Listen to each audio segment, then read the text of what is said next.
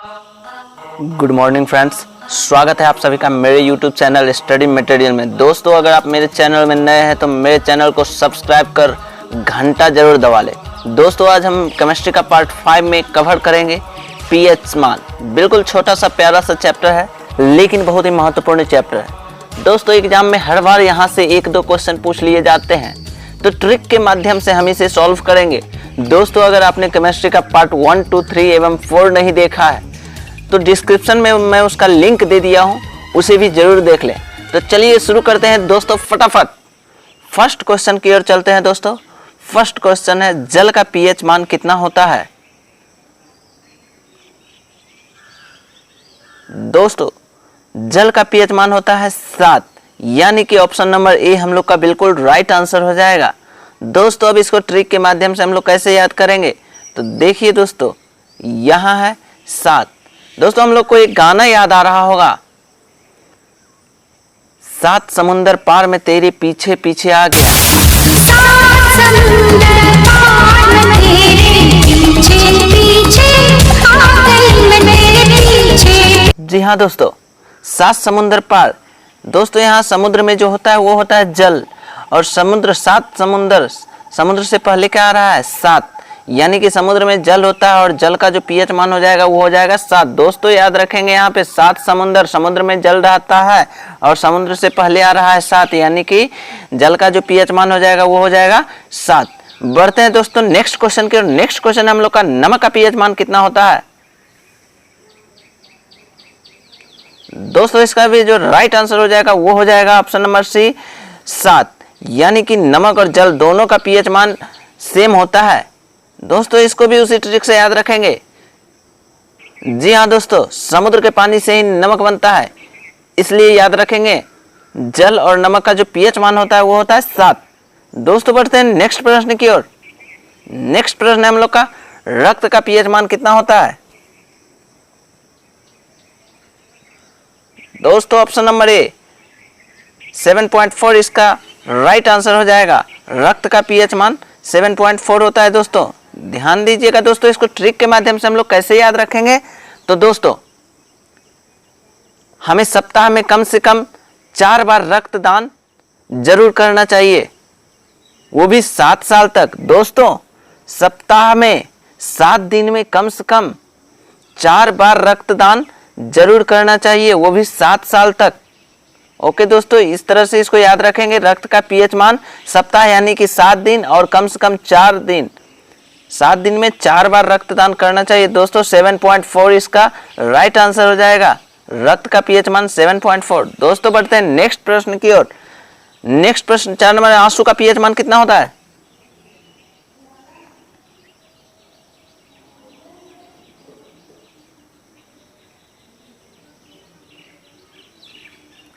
दोस्तों, आंसू का पीएच मान option number B right answer 7.4, यानी कि ऑप्शन नंबर बी हमारा बिल्कुल राइट आंसर है। दोस्तों, इसको ट्रिक के माध्यम से कैसे याद रखेंगे?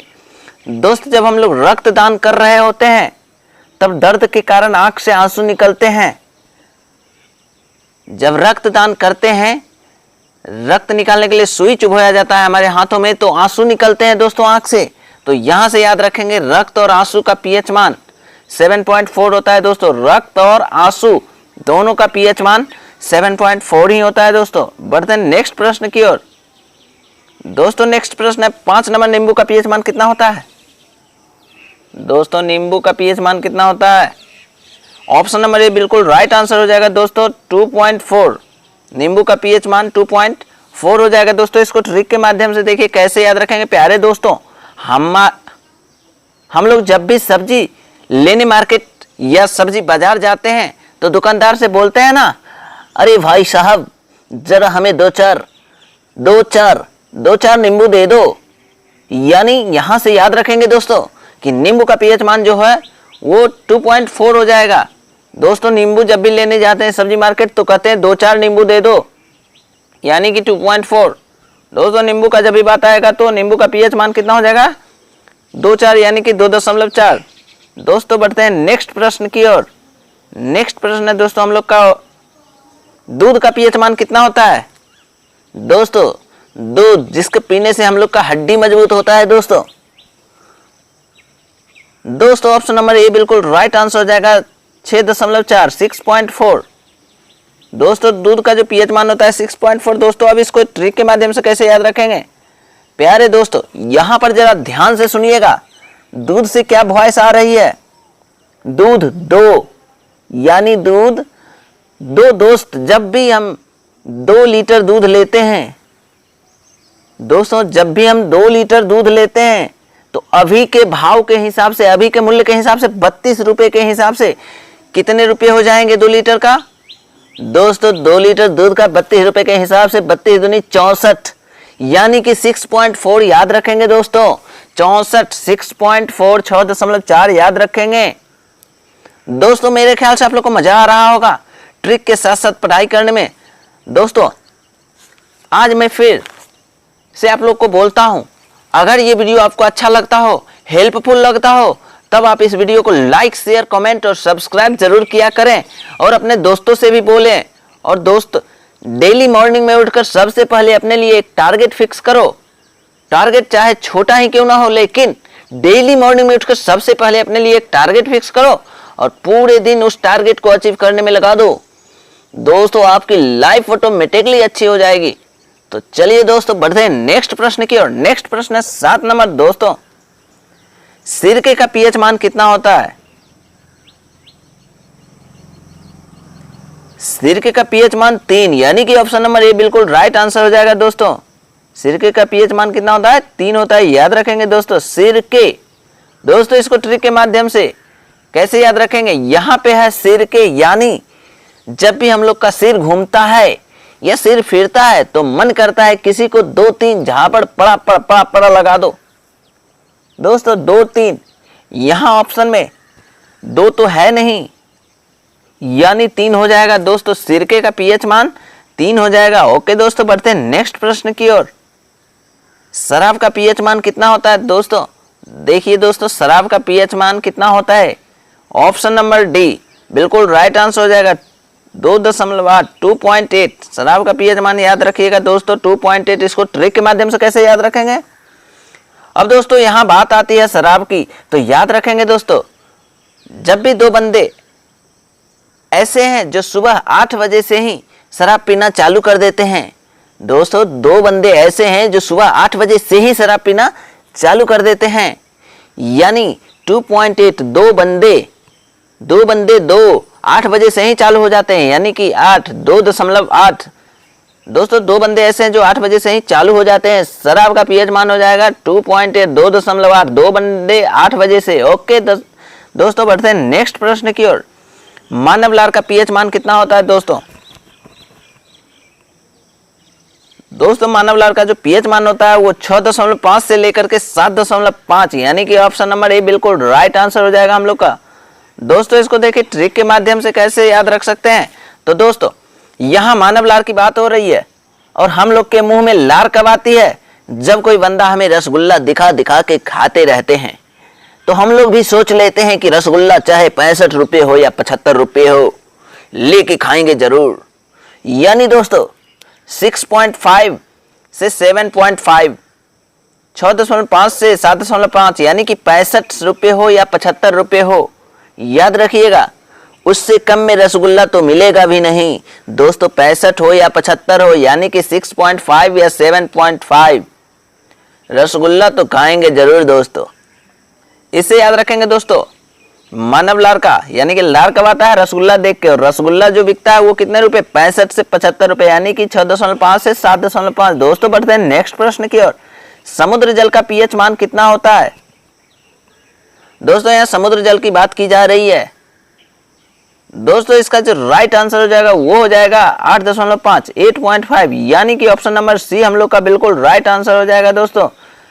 दोस्तों यहाँ समुद्र जल की बात हो रही है, ऐसे जल की बात नहीं हो रही है दोस्तों। इसको ट्रिक के माध्यम से कैसे याद रखेंगे?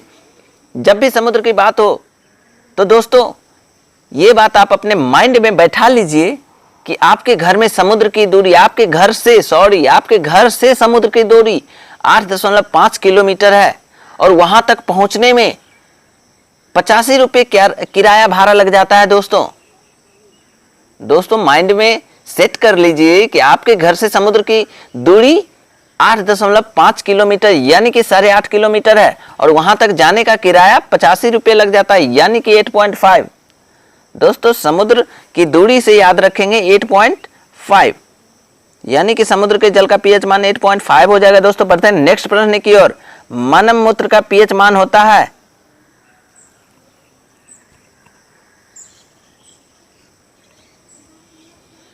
4.8 से 8.4। दोस्तों यानी कि ऑप्शन नंबर ए हम लोग का बिल्कुल राइट आंसर हो जाएगा। दोस्तों यानी कि मानव मूत्र का जो पीएच मान होता है वो 4.8 से 8.4 बिल्कुल अपोजिट होता है। दोस्तों इसको ट्रिक के माध्यम से कैसे याद रखेंगे?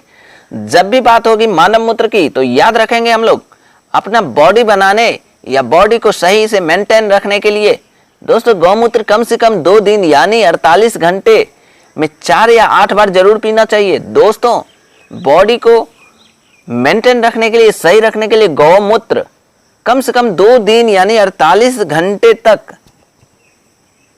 8 या 4 बार जरूर पीना चाहिए। दोस्तों 48 घंटे 4.8, 8 से 4 बार 2 दिन में यानी कि 8.4। दोस्तों याद रखिएगा यहाँ से मानव मूत्र यानी कि गौमूत्र हमें कितना दिन पीना चाहिए? 2 दिन यानी कि 48 घंटे। कितने बार? 8 से 4 बार। दोस्तों यहाँ से याद रखेंगे मानव मूत्र का पीएच मान हो जाएगा 4.8 से 8.4। बढ़ते हैं नेक्स्ट प्रश्न की ओर। नेक्स्ट प्रश्न है 12 नंबर, पीएच पैमाने का पता किसने लगाया था? दोस्तों पीएच पैमाने का पता किसने लगाया था? अगर आपने चुना है ऑप्शन नंबर ए सोरेनसन तो बिल्कुल राइट आंसर, बिल्कुल सही चुना है आपने। इसका जो राइट आंसर हो जाएगा ऑप्शन नंबर ए सोरेनसन।